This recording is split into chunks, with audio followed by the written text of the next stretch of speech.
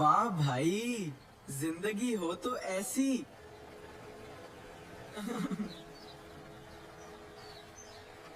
यार, फिर बिजली चली गई। हाँ, मैंने कहा था बिजली चली जा, और वो चली गई। अरे ये तुम क्या कह रही हो? हा हा, मान लो मैं जीत गई। अम्मी,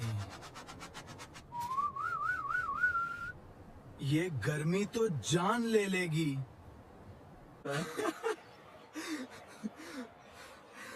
लगता है हम सब एक ही कश्ती में हैं। ये है लोड शिड़क का सपर हथियार।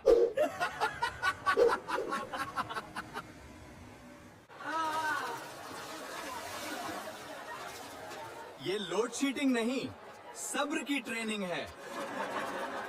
ख्वातीनो हजरात,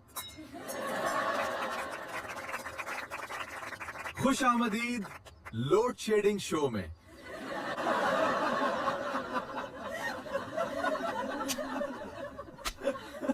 बिजली तब आएगी जब तुम सो जाओगे।